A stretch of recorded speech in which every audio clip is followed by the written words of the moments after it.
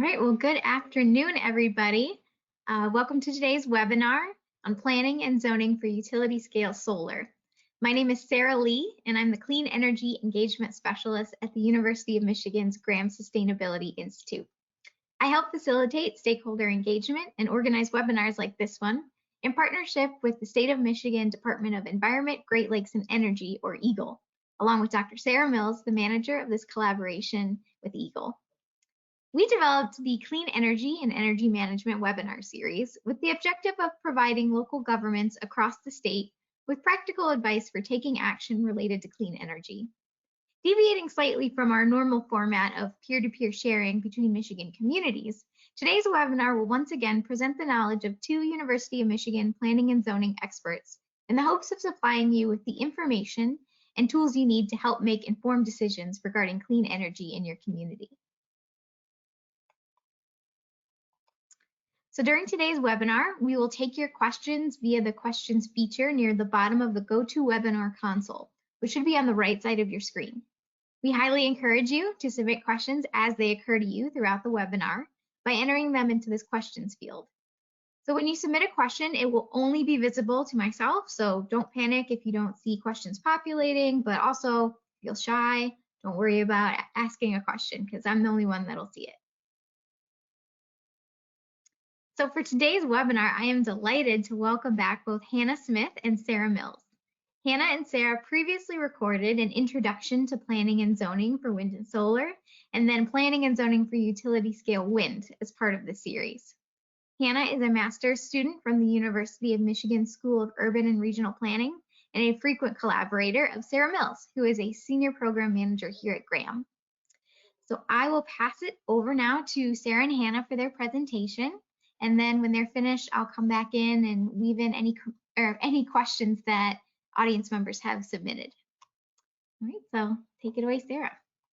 Excellent. Thank you very much, Sarah. As Sarah mentioned, this is part of a series of webinars on planning and zoning. So we're not going to rehash what was in those previous webinars. We're effectively going to assume that you already attended them or that you can watch them. And I think that links to those previous webinars will be in the email that goes out after this webinar that includes the recording for this one. What we do want to do is quickly underpin why it's so important to plan for solar, and then move into the details of how to plan. And then I'll turn it over to Hannah to talk about zoning, reserving a bunch of time for Q&A at the end. So do feel free to use that questions function to submit questions as they come to you. Okay, so now why plan or replan for renewable energy? There's a lot of solar energy projects being considered right now across the state of Michigan, about 50 times more solar than what's currently operational in the state. And this is true not just of large projects, but also small projects like rooftop solar. By the end of 2019, which is what you can see on this chart, there were 8,000 utility customers that owned solar panels and participated in net metering, which meant that they could sell excess power back to the grid.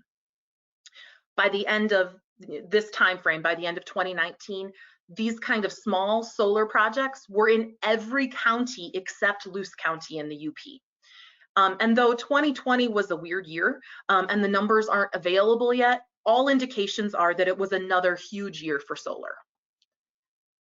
That's the reason that it's so important for communities to plan now, because there's a lot of solar coming.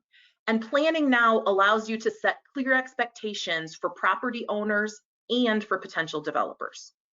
And that's true regardless of what scale you're talking about. I know that there are communities in the state where there are solar panels, maybe not large solar installations, but solar panels on folks' roofs. And in those same communities, solar is not necessarily mentioned in the zoning ordinance.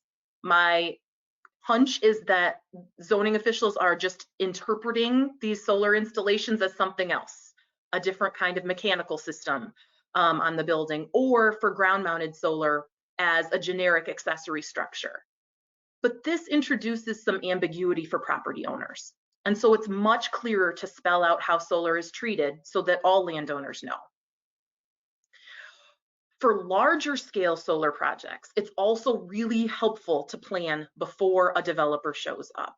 This gives you the luxury of time, fewer conflicts of interest if people on your board are leaseholders in that future project, and an opportunity to think strategically about where solar fits and where it might not. All right, so in terms of planning for solar, like all planning, what you're trying to figure out is how renewable energy fits with your other long-term plans for your community. And then think specifically about which technologies, at which scales, and specifically with where within your community those technologies fit and will advance your goals. Solar is very modular, and so you can see it in all different scales, from roof-mounted solar to a ground-mounted structure that's accessory, you can kind of see here in the shade, accessory to another use on that property, small or large utility scale or principal use projects. So when you're planning, you should be thinking about all of these scales. Your community might choose to have a solar-specific goal language within its master plan. So here are a couple of examples, and these are taken from the Grow Solar Toolkit, and this is one of the resources that's linked to from Eagle's website, where we've curated some guidance on planning and zoning for solar. One of the goal number 1, is you could, for example, say, encourage local production of solar energy on new residential and commercial construction. That's a goal clearly that's really geared towards solar as an accessory use, so on rooftops or accessory ground-mounted systems. Another possible goal that would explicitly mention solar is the one shown here as number 2, maximize the production of solar photovoltaic energy to the extent feasible, while minimizing potential biological, agricultural, visual, or other environmental impacts. Again, that one, while it would certainly speak to principal use or utility scale solar, could apply at all scales of solar and all different kinds of physical permutations of solar. While some communities do have energy specific language or solar specific language, it's not all that common. And so it's also possible to use your existing goals and objectives within your master plan to figure out where solar might fit and mesh or not mesh with the goals you've already articulated for your community. So if your community has some sustainability or climate goals, this could be a realistic strategy to help serve those. And as we mentioned on the first webinar, solar really is the most viable option for most urban and suburban communities who have to provide clean energy production within the borders of your community. If natural resource protection is a goal that's articulated within your community, this form of energy production is harvested without depletion of resources. And because it doesn't generate carbon dioxide, helps to protect species and habitat more broadly and beyond the borders of your jurisdiction. There may be impacts to local species, so you need to take care, again, if natural resource protection is one of your goals, to be sure that you're not siting solar in sensitive habitats.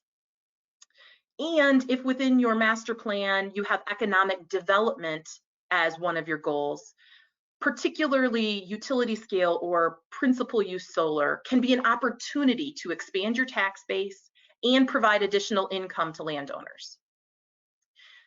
This is true, I should say, for principal use solar in both urban environments on brownfields, as well as rural communities on farmland. Where solar can be trickier with existing goals is when you have goals, for example, for tree preservation. Whether you're talking about forested land or more likely tree canopy in a city, full achievement of this goal may limit your ability to do some small rooftop solar projects. And so one of the things that you'd want to think about is how to mediate sustainability or energy-centric goals with tree preservation goals. The same idea is true for historic preservation. Some communities are starting to have solar within historic districts. Many times, They do this when they, have community conversation and decide that the sustainability goals, are really important and may outweigh any historic preservation goals they have. But because of this potential conflict, this is something that your community will want to think about. The last goal, farmland preservation, I've set apart from the rest because I think it's really tricky. And I must admit, my PhD is in farmland preservation, so this is something I've given way too much thought to. But I'm going to spend a bit of time on this because so many of the large solar projects that we're seeing are being proposed on farmland. And so I want to lay out for communities who might be in that situation, both sides of the argument here. So within their report called Farms Under Threat, the American Farmland Trust has just a couple of paragraphs on energy development. They start out by saying, renewable energy creates opportunities for farmers and landowners to earn new income. But then they go on to note that it also poses threats to farmland and local food systems. I just want to note that within this report, they're putting energy development in the context of all of the other pressures for development on farmland. And I think highlight the tension here that when we say farmland preservation, we can mean very different things. So one of the things that you might mean by farmland preservation is that you're trying to preserve an urban boundary. So keeping residential development and the infrastructure that you need to serve that residential development more consolidated rather than spilling over into a rural area. This is what planners tend to mean when we say farmland preservation. And this is something that a solar project can do. You can't build houses on the land that's currently occupied by solar panels. And solar panels don't need that urban infrastructure. They don't need water and sewers. So you don't have to extend that urban infrastructure beyond the city's boundaries. But farmland preservation can also mean to some people trying to preserve a rural vista. And that's where solar's trickier because it is a change to the landscape. Solar projects can be screened, but it's hard to do at the scale of a few hundred acres, which is the size of many of the projects that are under consideration right now in the state. What American Farmland Trust was referring to as the threat to farmland preservation is really this third one. Some farmland preservation programs are aimed to preserve land for growing food. It's possible to have agrivoltaics. And agrivoltaics is where you can grow crops or grave livestock underneath the solar panels. But that is not the default right now in most places, and particularly for larger scale. And I'm happy to talk more about agrivoltaics in the Q&A about why that is, or if you're interested in those. So feel free to use the question function for that. So if you assume that a typical solar project is what's built, you're not going to be growing food while it's there, but that solar installation does have a finite life. Those panels aren't going to last forever. And so it could be holding that land for future food production. What I'd like to point out, and what Hannah, I think, will talk about in a number of places in the zoning section, is that there are ways that zoning rules associated with solar can actually make it harder to farm that land again in the future. And so if farmland preservation is a goal of yours, that's something to keep in mind. And the final definition of farmland preservation is it can mean preserving farm livelihoods. And this is what American Farmland Trust was referring to when they say that solar is an opportunity potentially for farmers. It does provide farmers with lease revenue, and there will likely be tax revenues associated with solar that are higher than the taxes paid on farmland, and that will benefit the whole community. Kind of go a little bit deeper here. In 2019, MDARD reviewed its policy of how to treat solar on PA 116 lands. That's the state's farmland preservation policy. And effectively, they decided that landowners that were enrolled in PA 116 can put their agreement on pause and put solar on the property if a number of conditions are met. And this is not an exhaustive list, there are additional ones, but I think most relevant for our discussion today.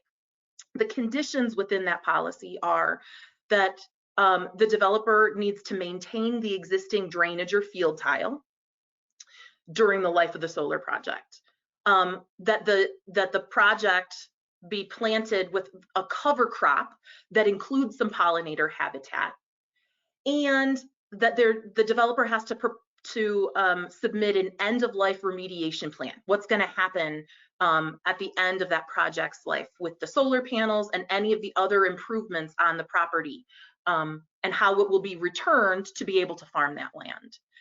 And that includes a surety bond or letter of credit that the developer has to post with the state to make sure that that land is remediated and put back in a position to be able to be farmed.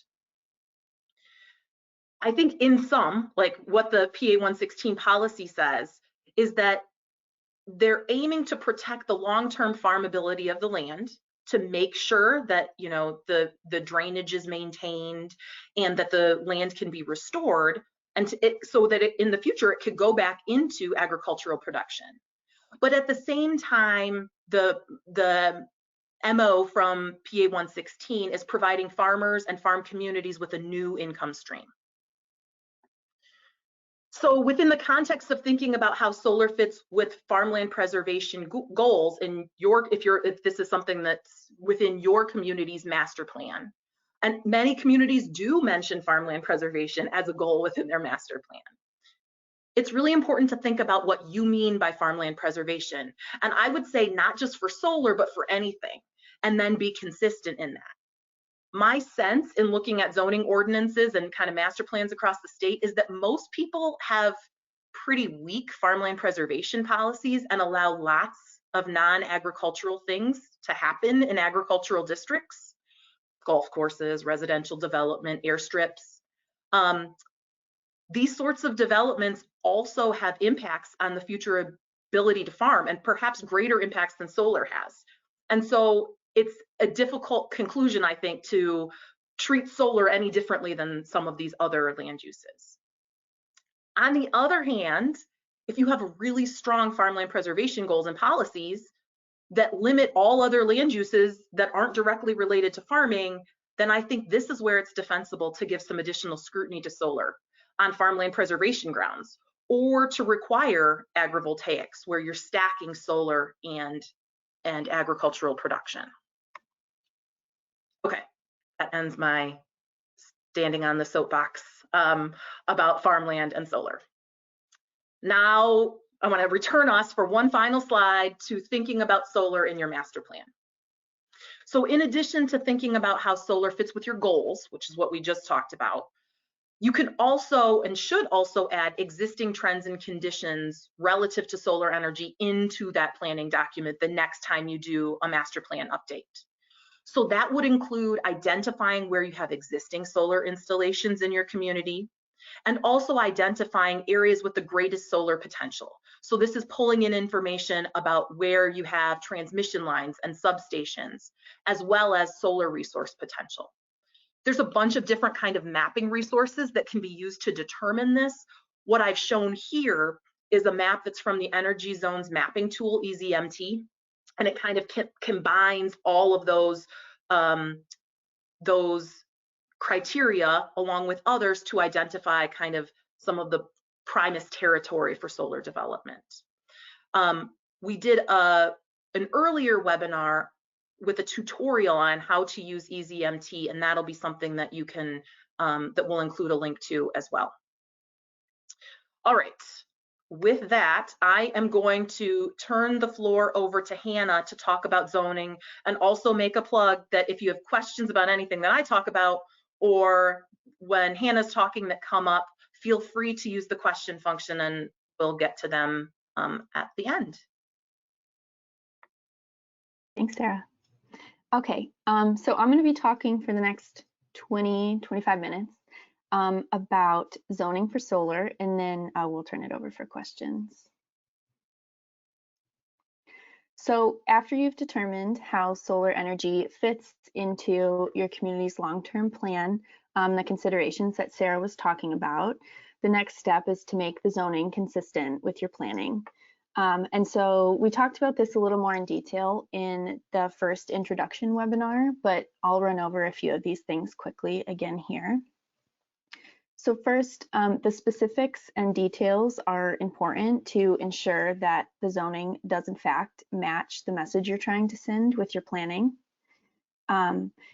You're unlikely to satisfy everyone. So for example, if there's a disagreement about how large or small a setback should be, just taking the average of the two isn't going to satisfy anybody and likely won't serve the intention behind the zoning regulation in the first place. It doesn't have to be all or nothing. This is why it's important to designate what levels of solar you're open to and where in the community are those compatible. There might be certain areas that you've decided would be a good fit for utility scale, but in other places only small accessory systems are appropriate, and it's okay to zone that way. And then beware of zoning out. We always say we aren't lawyers, we can't offer legal advice, but what we've heard municipal lawyers often advise their local governments on is that you shouldn't completely zone out a viable land use. But at the same time, you can make it hard through your zoning restrictions. So the reality is, if you find that only a very small area of your jurisdiction is appropriate for large-scale systems, you can restrict the use to that area. And then your zoning ordinance and the language used is your opportunity to send that message about how open your community is to solar development. It also gives you the opportunity to codify or modify your current practice for solar in your community. And this is more important for small scale rooftop or on-site systems. Even if you don't have zoning in place for these, they likely already exist in your community. So this is your chance to decide if the process that was used for those worked or if you want to make some changes to it. So first, you need to consider all the different scales and forms of solar, like we've been talking about. And it's important to think about all of these, and it's common to have different regulations for different scales and forms. And the typical classifications are rooftop accessory systems, ground-mounted accessory use systems, and this is the category where solar carports would fall in. Smaller principal use developments. This would be something like systems on brownfield sites. They're sometimes referred to as community scale. And then there's the larger principal use systems, which is what might come to mind when you think of the solar farm. And so we're going to go over a few key points for each form and scale, but we'll spend most of the discussion on the larger system considerations. And so we wanted to note a few different resources that could be helpful to make your community solar ready, which is basically having the processes in place to allow for and encourage solar energy in your community. And these are good guides these are more focused on smaller scale systems like rooftop. And so for that, it might involve expedited permitting processes with no fees, having programs in place for group buy systems, or focusing on opportunities for solar on municipal buildings or properties. And some guides to help with these include the Becoming a Solar Ready Community Guide from the Michigan Energy Office and the Soul Smart program, which has a lot of toolkits and resources for local governments. And these will both be linked in the slides, which will be available. Okay, so we're going to start with rooftop solar. Rooftop solar panels are typically by right in all zoning districts. Sometimes they're just defined as part of the structure, which is how most rooftop solar is probably done now, especially where an ordinance is silent. But it's best that you make that explicit in the language. What might be more appropriate is to spell it out as its own separate permitted by right use. And the reason for that is some communities find it appropriate to prohibit rooftop systems from being visible from right-of-way, roads, public spaces. And this most commonly comes up with solar panels in historic districts where communities might want visual impacts to be minimized. So putting it as a separate use allows you to differentiate it from other building elements or mechanical systems. For height, it's common to give an equivalent exception to height standards as other rooftop equipment, like mechanical devices, chimneys, things like that. For flat roofs, you might want a more specific height requirement. You might want to give more height to allow for solar, but perhaps not open the door for other types of mechanical equipment on flat rooftops. And then for communities that really want to incentivize rooftop solar, you could have some options to do that within your zoning. And this might include offering floor area ratio premiums, density bonuses, or dimensional standard relief for new developments that are maximizing solar build out. So for ground mounted smaller accessory systems, you really should start with what do you require of other accessory structures in your ordinance. So is visibility a big concern? Should placement be restricted to a side yard or rear yard? And this might look different in residential districts than in others. And what is required in terms of lot coverage or height restrictions for other accessory structures? Do you want to require screening? You wouldn't want screening required on the front side of the panel because it might shade it, but sometimes communities require lattice or vegetated screening on the back side. And then also be thinking about if these systems would count towards imperviousness. And this likely depends on what's underneath. So if permeable vegetation is underneath the panels, it probably doesn't need to count towards that impervious surface levels. And then for a special example of a ground-mounted accessory use system, solar carports would fall into this category. And some considerations that come up with thinking about solar carports. One, does your ordinance allow covered parking elsewhere? If so, you might have some language that you can borrow from your carport information, and that could be helpful for new parking lots. If you want to encourage this on existing parking lots, you need to recognize that the supports for the solar panels will take up some space. And so would you allow reduced space dimensions for retrofits, or do you make the parking lot completely restripe? You also could consider incentivizing the installation of solar carports through reduced parking requirements. And then they also present opportunities to pair with EV charging, which might be another thing that your community is looking to prepare for or implement. So at the very least, you want to make sure that your ordinance isn't hindering solar carports, and spelling this out as a use helps to that end. For small principal use systems on a site, it's important to set the threshold of what is considered small. So this threshold could either be by land area, so up to a certain number of acres of land, or it could be by megawatt, so up to a certain number of megawatts. You might ask up to what size by either measure seems non-controversial, and this is likely going to be different in different communities and based on the landscape. You could also consider if it's different based on the land that's being used, so a brownfield versus a greenfield site, or that threshold might be different depending on the zoning district that it's in. And these systems could also be considered differently in different districts. So for example, they could be by right uses in industrial or agricultural districts, but special land uses in residential areas. And then for standards like setbacks and screening, it's common that they just follow the standards of the district they're in, and that likely won't be an issue. Again, the intent behind this is to identify scale or location of projects where a solar array is no more impactful than any other land use, and having clear standards that facilitate those projects without much additional scrutiny. And so we'll spend a little more time on zoning for the larger scale principal use solar energy systems. These are the ones where more questions come up more often.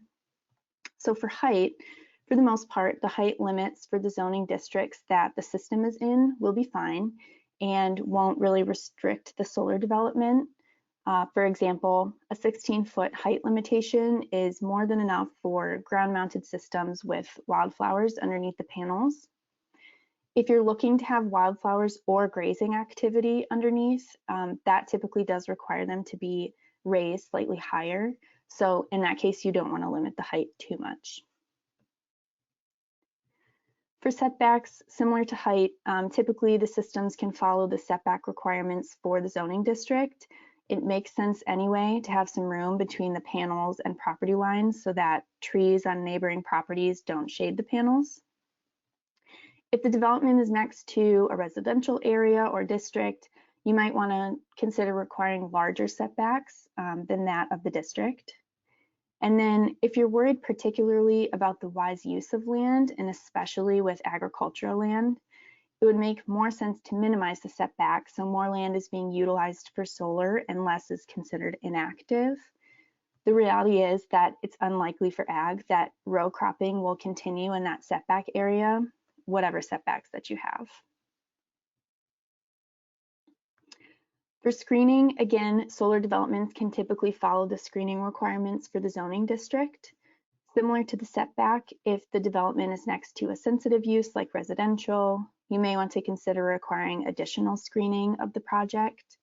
And one thing to note, if you really view solar as a temporary use in your community, you should try to minimize or reduce the requirements for screening so that the land can more easily return to a previous use like farming.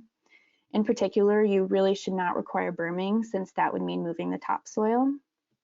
On the other hand, if you see this as a long-term use and your ordinance otherwise calls for a lot of screening or berming, then that would be consistent.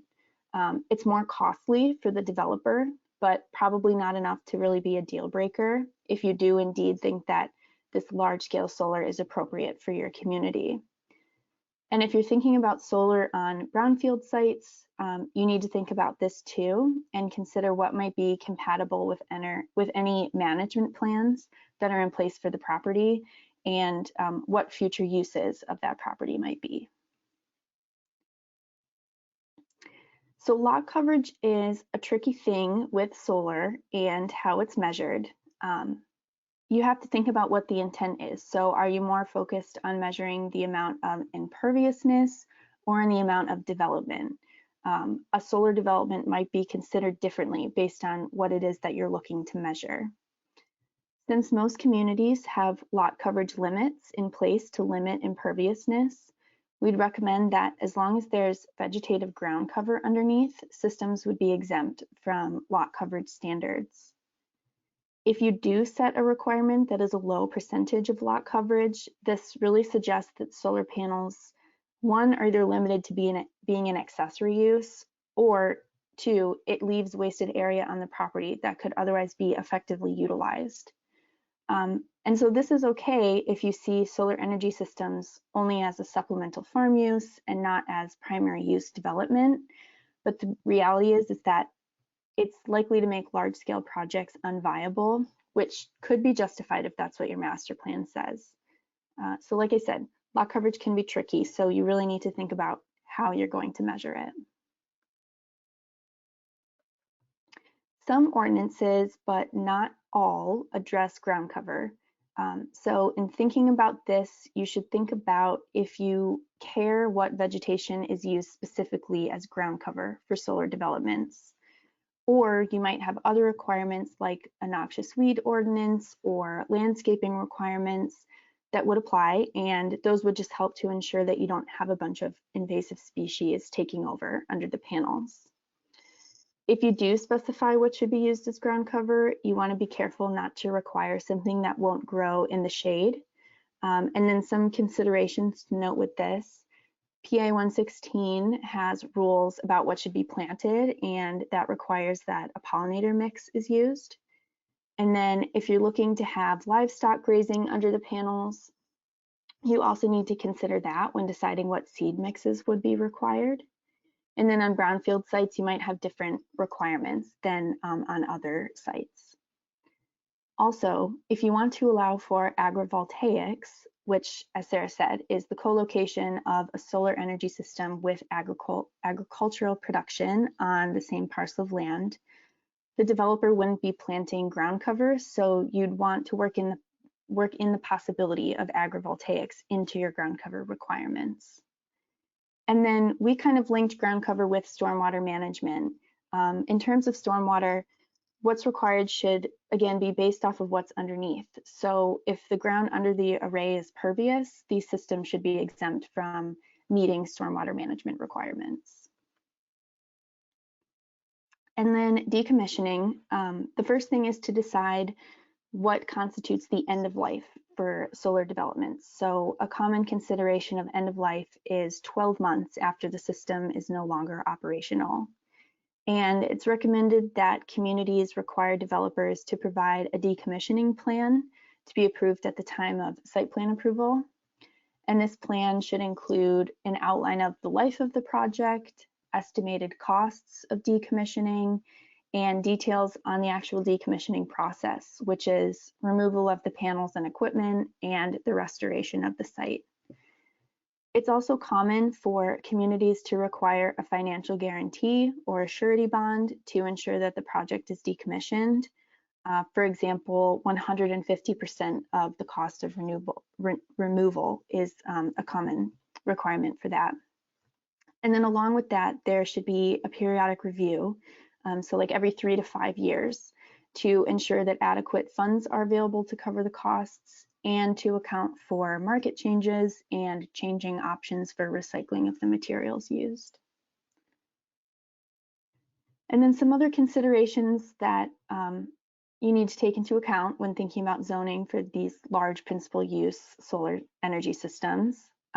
Additional permits are often required for larger developments. So EGLE permits would be required for wetlands and may be required especially if there's sensitive lands nearby. Permits required from the FAA are not common, but those can come into play within 500 feet of an airfield. And then it's also required that systems are in compliance with construction, electrical, and building codes. And then for signage, you'll likely want to make sure that you have some provisions for signage, and those often include specifics on safety information and then points of contact. And then sound, while sound isn't usually a problem for solar arrays, the inverter does make some sound, and so it's something to consider when you're writing your zoning requirements. You might set a sound threshold standard and/or require a sound study be submitted with the site plan, but it may be best to just rely on noise regulations that apply universally for other land uses. Fencing requirements are mandated by the National Electric Safety Code for utilities and then the National Electric Code for non-utility projects to restrict unauthorized access. And so currently the NEC requires either a 7-foot fence or a 6-foot fence with 3-string barbed wire at the top. So if you have a preference for one of these versus the other, you can specify that in your ordinance. You should also be clear in your zoning whether the fence is allowed in the setback area or not. So if the fence has to meet the setback requirement as part of the system, it means that the panels will be farther away from the property lines or the road. But as mentioned earlier, that can also lead to wasted space. And then for solar development in ag areas, or if you really consider it just as a short-term land use, that will be returned to another use, you'll want to include some language limiting the internal drives on the site in order to limit the compaction of soil. And so we have put together, as Sarah mentioned, a repository of zoning and planning guidance, templates, and resources. And there's a whole section that's just focused on solar, shown here, with a bunch of links to different resources. And those can be found on the Graham website and the EGLE website. And then also on those pages, there's a number of case studies, including some on brownfield solar, and then there's a comparison of wind and solar in Shiawassee County. And then, as some of you might have received in the mail, the March-April 2020 issue of Planning and Zoning News goes more into depth on wind and solar energy in Michigan and planning and zoning considerations. And we have copies of those if you're interested and you didn't receive one. So you can just let us know. We can send you a request form to get one of those. I also think that link will be included in the follow-up email and that Sarah might send it out in the chat here. And then we also wanted to note there's sample zoning guidance for solar in the works that we've been working on with MSU Extensions. And that includes sample language. and it's due later in the summer or early fall, and it builds upon examples that are in other states. And then through our grant from EAGLE, our group has put together a database of all zoning ordinances in the state, and that distinguishes which ordinances include renewable content. And so this map shows communities that include solar at different levels in their ordinances. And this resource is particularly helpful if you want to see what other communities are doing. And then we also just note, if you do look at the database and notice that we either don't have information for your community or if we have it wrong, we'd ask that you just let us know. We are working on updating and filling in gaps continuously, so any updates would be welcome. And then we just wanted to mention EAGLE's Community Energy Management Incentive Program is an opportunity to get grants for energy management, and this can include funding for updating plans and ordinances for renewable energy. These opportunities are available as funding is available, so we'd encourage you to submit an application, and you can apply at the website here. It's likely too late to sneak in a project for this funding cycle, but the next grant cycle will start in early fall or potentially earlier, depending on what happens with federal funding. And the form rolls over, so you can submit information through that link. And that's the end of our presentation. I think we can open it up for questions, but before we do that, I thought that we could share our contact details so you can reach out to us with any additional questions you have that might not get answered. And part of our grant from EAGLE includes working with communities to answer questions about planning and zoning for a clean energy, to give presentations, or we can connect you with MSU extensions or other communities that are working on this. And then just a reminder, this is the third of 3 webinars focused on planning and zoning for renewables, as Sarah mentioned. The first was focused on an introduction to planning and zoning for clean energy, and the second one was really focused on wind, equivalent to what we did today with solar. So if you haven't seen them and you're interested or you're looking for more information, the recordings and the slides for those, along with this one, will be available shortly on the EAGLE website. I think we can turn it over for questions. All right. Well, thank you so much, Hannah and Sarah. That was great information. We do have some questions coming in. So to start it off, you mentioned in the ag portion of your presentation, or ag preservation portion of the presentation, what infrastructure solar doesn't need. But could you talk a little bit more on what infrastructure large-scale solar does require? That's a great question. And I mean, some of the infrastructure that it does require that's key for solar developers deciding which communities to propose projects in is a connection to the grid. So right now, particularly for larger projects, the ones that were shown kind of on the map earlier, those projects are looking to hook into the transmission grid. And so there's maps of where the transmission grid is, and specifically their kind of connection into the grid is a substation. Talking to, in communities where projects are being proposed and talking to some developers, typically they're looking for sites where there's an existing substation within a couple miles. So they're looking for land nearby existing substations. For smaller projects, even those that are principal use, so not an accessory use, but just kind of smaller projects, some of those can go into the distribution grid, and the necessities of having a substation right there aren't as important, but kind of the electrical infrastructure is one of the key things that's driving it. If you kind of listened to the webinar a couple weeks ago when we were talking about wind, there's not tons of specialty equipment that's needed to get the materials for a solar project to a site in comparison to wind. So there's not like special road requirements. there's not cranes that are part of this. So the key is really that electrical hookup. And that's why, some communities, like especially communities that haven't planned yet, sometimes ask like, why me? And if you've got an electrical substation, that's probably one of the key reasons why you're a good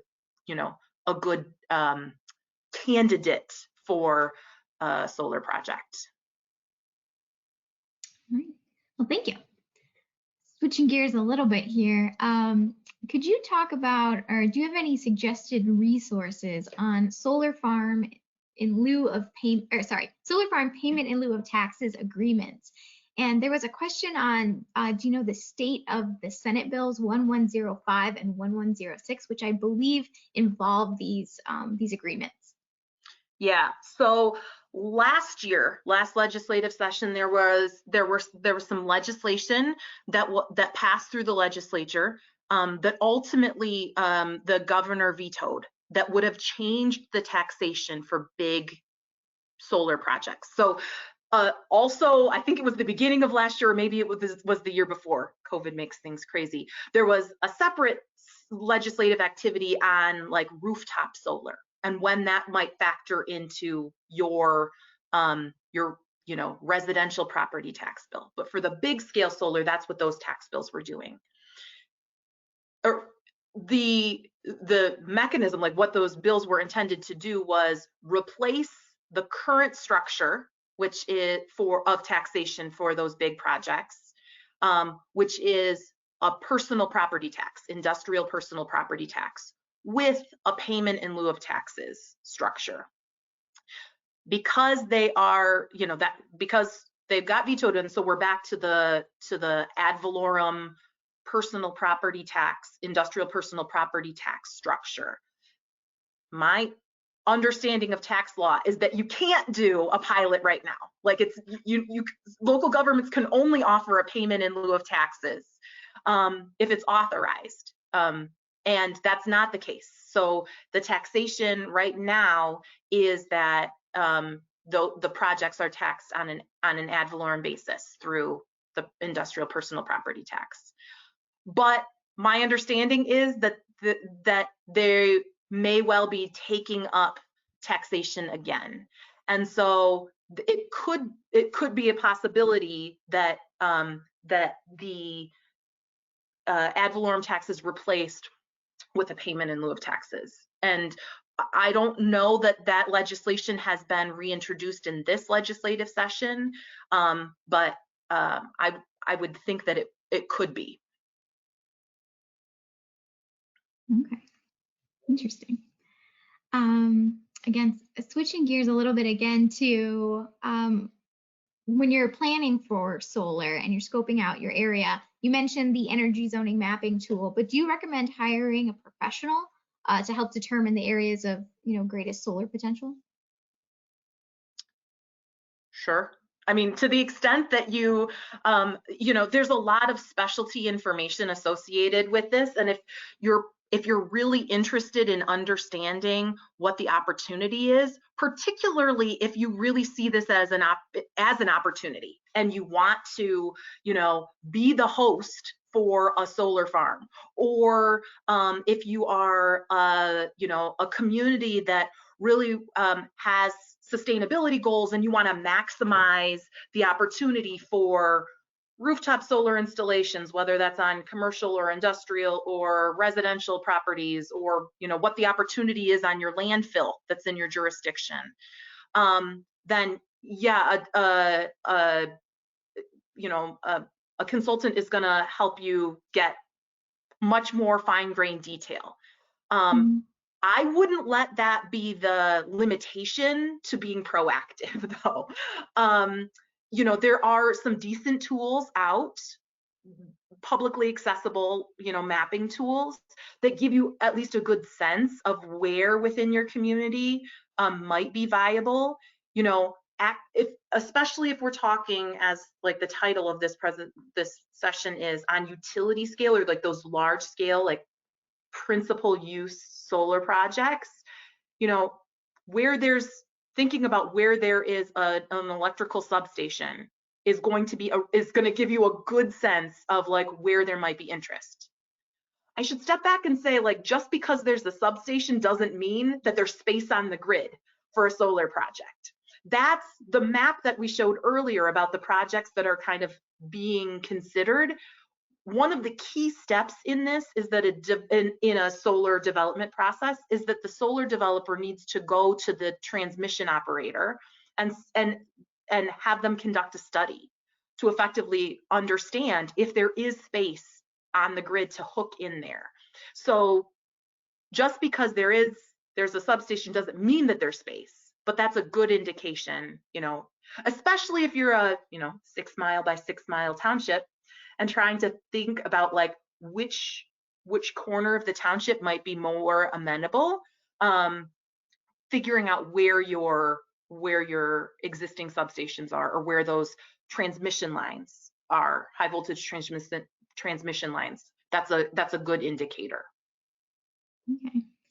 I guess speaking of space on the grid, do you think that, you know, with the rapid growth of solar, will you see townships becoming, you know, more, or utilizing solar more and more if there are no limits, you know, set on the amount of land that can be used for solar, or becoming will they become mostly solar? I don't see an entire township covered in solar panels, in part because, you know, solar panels don't take up, I mean, they do. The rule of thumb, which we gave in an earlier webinar, is that it's about 5 to 7 acres per megawatt. Like, you know, that kind of average solar farm that's under development is around a square mile, around 600 acres. But most townships, again, to get a little bit nerdy, are like 6 miles by 6 miles, 36 square miles. Like, to have a project that is actually like 36 square miles of solar panel, like that's going to be difficult to get onto the grid. So I do not expect that an entire township would be covered with solar. There's a limit within our existing solar development. But could it be a couple sections? Could it be a couple square miles? Sure. I mean, that's the reality of some of the projects that are again being studied to see if they can fit on the grid. Mm-hmm. And, you know, kind of where that fits and how that fits is something that communities should be thinking about. Like, not just assuming that that what we're talking about is an acre. That's possible. That's not and actually right now, kind of projects of the 1 acre size, or even like 5-10 acre size is most common. But what we currently have built is not an indication of what's coming. Again, just because the market for solar has changed and the utilities are really saying like, this is an important part of our future. And that's what we talked about a couple of weeks ago. Both, you know, DTE and consumers both are saying that. Mm-hmm. Right. We have a lot of questions coming in, but I do want to touch on this question because I think it's important. Can you talk more about, you know, the shared responsibility of transitioning to a carbon neutral future and how renewables play into that? I mean, in order to transition the grid, like, there will need to be new power plants, mm-hmm. new clean energy power plants. Solar could be part of it. Wind could be part of it. There's other things that are like technologies that, you know, are how to fully get there. Like, that's what those technologies are still determined. But one of the things that's really interesting, I think, as a planner, to keep in mind is that the footprint of wind and solar is different than the footprint of a natural gas plant, or the footprint of a coal-fired power plant, or a nuclear power plant. And so, you know, if there's a replacement associated with this, you can't just, you know, the power plants that reach the end of their life, the coal plants that reach the end of their life, like, you can't just close it and replace and put solar panels on that property and get the same amount of power out. Like, there's just a difference in terms of like megawatts per acre. for the power plant activity. That's not the entire life cycle that includes, you know, the materials and the fuel that goes into it, but for the power plant activity. And so it's going to take, it's different places. In order to get more renewable sources, like utilities, developers are going to have to find communities that are willing to host this infrastructure. Usually it's rural communities because that's where most of the space is. There's actually one of the tricks associated with this, right, is that access to those substations and electrical infrastructure is really important. And so not all rural communities are like equally viable because they may not have, you know, they may not have that transmission capacity right now. But, you know, it's utilities are looking in new places out of necessity. In terms of, the question was around shared responsibility, and I think, you know, I think that that's one way to think about it. The other way that I look at it is as, what is the opportunity? So I can tell you, I'm from Monroe County, where we have a couple big power plants. We have Fermi nuclear power plant and the coal plant in Monroe, and they are huge taxpayers to the local tax base. Like this is economic opportunity there.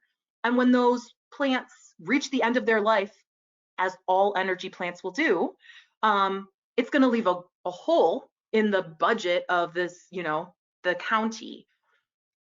If they can be replaced with some renewable energy that can fill the gap, or some, you know, replaced, like that's an opportunity for Monroe. But again, because of the footprint, it's a little bit different. And so, as we discussed, like renewable energy is really an economic opportunity for communities that want it, and it's largely in communities that hadn't had that opportunity before. Mm-hmm. So you could see it as responsibility, but you could also see it as opportunity. Again, the MO that we talked about a couple weeks ago was opportunity, but you have to think about whether that opportunity meshes with your community's other goals. Sorry. Great information, and I think a lot of important things to think about. Okay, we have 3 minutes.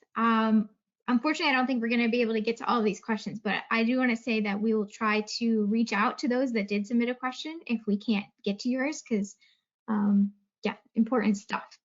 But let's spend the last few minutes here talking about decommissioning bonds. I'm going to ask a couple questions together. Who's responsible for the bond? Is it the landowner or more of the solar company? And then why do you recommend 150% of the, you know, why 150% of the recommended bond amount for decommissioning? Would it be better just to revisit 5 to 7 years from now and make sure, you know, we have the correct amount? And then is there like a standard formula for that bond that you recommend? You get all that? Yeah, I got all of that. So who's the bond with, or who holds that? It's the owner of the system. So it would usually be the solar developer. For what it's worth, the idea of decommissioning is usually included in their lease with the landowner. Like the landowner has something, and typically has something in the lease about what's going to happen at the end of the project's life. Doesn't usually include a bond, but that's part of it. The 150%, that's just a common one. I don't think it was so much a recommendation. Is that fair, Hannah? Like, it's just kind of a common one that we've seen. And the formula, no, I don't know a formula, other than I would say like re-evaluating it is, I think, going to be really important. You know, there could be scrap value, right? That's possible when you know, the solar panels are taken out. There could also be a cost to like recycle them, or to take them to, you know, to be recycled. And so I think that the market for that's going to change over time as the market for solar matures. And so kind of reconsidering every few years is really valuable. And so to the question about like, is that a way to do it? Yes. Like that would be a way to make sure you're covering it. And I think that that's why that multiplier was in there, in case you don't reconsider it. That's my guess. That makes sense.